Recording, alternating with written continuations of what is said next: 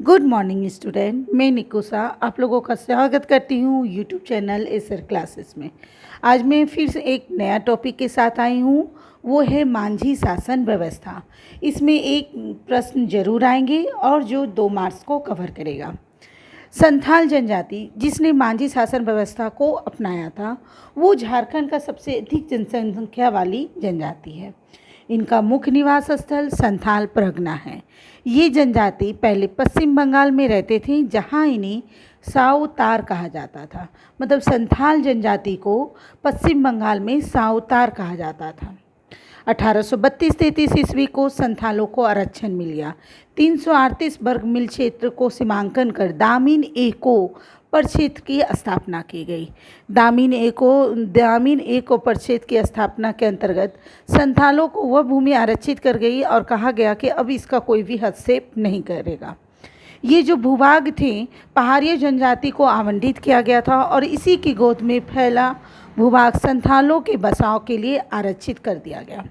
मतलब ये पहाड़िया जनजाति है पूरा, तो उसी के अंदर जो है संथालों का बसाव था। मांझी व्यवस्था। संथालों ने मांझी व्यवस्था सूर्य पहाड़ी जनजाति से प्राप्त की। यहाँ पर एक प्रश्न बनता है कि मांझी व्यवस्था जो है संथाल जनजाति ने किससे प्राप्त की थी, तो वो सूर्य पहाड़िया थे। संथालों की पंचायत। प्रत्येक गांव में एक पंचायत होती है जिसका मुखिया मांझी कहलाता है। मतलब जिस तरह से हम लोग एक गांव में बोलते हैं ये प्रधान है, ये मुखिया है, तो जो संथाल की जो पंचायत के जो मुखिया होते थे वो मांझी कहलाते थे। गांव का एक धार्मिक प्रधान भी होता है जिसे नायके कहते हैं। मांझी गांव का प्रधान होता है और उसे प्रशासनिक और न्यायिक अधिकार भी होता है। जो मांझी होते थे वो ज़्यादा मुख्य होते थे गांव के लिए और उसे ही प्रशासनिक और न्यायिक सभी तरीके का अधिकार का उसे स्वेच्छा था। संथाल के जोग मांझी। लोगों के आचरण पर ध्यान देना, वैवाहिक समस्या को सुलझाना, जन्म एवं विवाह के अवसर पर सलाह देना, ये कार्य जोग मांझी का था। मांझी जो है प्रशासनिक और न्यायिक अधिकार देखते थे, तो जोग मांझी जो है लोगों के आचरण देखते थे और कोई भी समस्या यदि विवाह के अंतर्गत आती थी, चाहे कोई भी झगड़ा या वाद विवाद आ जाता था, तो वो सारी समस्याओं का हल जोग मांझी करते थे। और जोग मांझी मांझी के भी सलाहकार भी होते थे और उनकी अनुपस्थिति में उनके कार्यभार को भी संभालते थे। जोग मांझी का एक और बात यह महत्वपूर्ण था कि वो मांझी के एक सलाहकार भी होते थे और कभी मांझी यदि वहाँ उपस्थित नहीं है तो उसके अनुपस्थिति में जोग मांझी उसके कार्यभार को संभालते थे। संदेश वाहक गुरेद।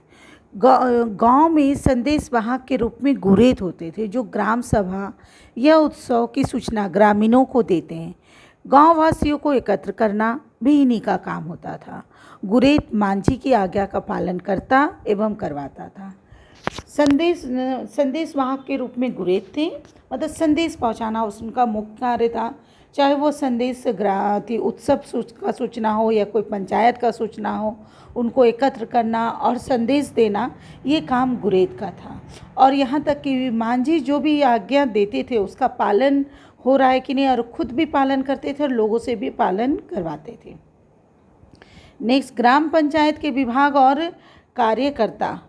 मांझी ग्राम पंचायत ये पंचायत हत्या जैसे गंभीर अपराध को छोड़कर गांव के सारे मामले का निपटाते थे। मैंने कहा था ही ये कि जो मांझी होते हैं ग्राम पंचायत के मुख्य, वो न्यायिक और प्रशासनिक कार्य करते थे, लेकिन इसे हत्या जैसा गंभीर अपराध के बारे में यह निर्णय नहीं ले सकता था। झगड़ों के निर्णय में विचार विमर्श के लिए कुछ वरिष्ठ सज्जन होते हैं जिन्हें भगदो प्रजा कहते थे। तो मानते हैं जैसे किसी 2 परिवार में झगड़ा हो गया है तो उसका निर्णय के लिए विचार विमर्श करने के लिए वरिष्ठ सज्जन होते थे और जिन्हें भक्तों प्रजा कहता था। हालांकि मांझी किसी भी समस्या का हल करने का उसको अधिकार था, लेकिन बिना भक्तों प्रजा के विचार विमर्श से वो किसी भी निर्णय को नहीं कर सकते थे। देश मांझी। 5-8 गांव के मांझी को देश मांझी कहा जाता था। जिन मामलों का निपटारा मांझी नहीं कर पाता है उसे देश मांझी के पास फैसले के लिए भेज दिया जाता था। मांझी यदि जिस बात की फैसला नहीं ले सकता है उस फैसले को देशमांझी फैसला लेता था। परगणित 15 से 20 गांवों को मिलाकर एक परगना बनता है। ठीक है, जिस तरह से 5 से 8 गांव मिला के देशमांझी बना, उसी तरह 15 से 20 गांव को मिला के परगना बना, जो कि अंतर्ग्राम का संगठन होता है और इसके प्रधान होते परगणित। हाँ, परगणित कहलाता है। विभिन्न गांवों के बीच के विवादों का निपटारा यही पंचायत करती है। बहुत सारा यदि गांव में कुछ बात के लिए विवाद हो गया, क्योंकि यहाँ देखिए 15 से 20 गांव हैं, तो इस ढंग के विवादों का निपटारा जो है परगणित करती है। इस तरह से ये भी क्लियर हो गया कि देशमांझी या मांझी जिस मामलों को सुलझा नहीं पाते हैं उस मामले को परगणित में भेज दिया जाता है। परगणित को बिटलाहा करने का भी अधिकार है। बिटलाहा जो है ये संथाल समाज की सबसे कठोर सजा है। यौन अपराध सबसे अधिक निंदनीय और दंडनीय माना जाता है। यौन अपराध साबित होने पर उसे बिटलाहा की सज़ा दी जाती है। इसमें प्रशासन का भी हस्तक्षेप आरंभ हो गया। एक्चुअली में जो बिटलाहा है वो संथाल समाज का सबसे कठोर सज़ा है, और ये यौन संबंधी जो भी बातें होती है, यह यहाँ पर लोगों को बहुत ही ये यौन संबंधी अपराध को निंदनीय नज़र से देखा जाता है और इसके दंड को काफ़ी कठोर रखा जाता है। यौन अपराध करने वाले को, चाहे वो लड़की हो या लड़का हो, यदि ये पता चल जाता है और उसको तो तब उसे बिटलाहा सज़ा दी जाती है।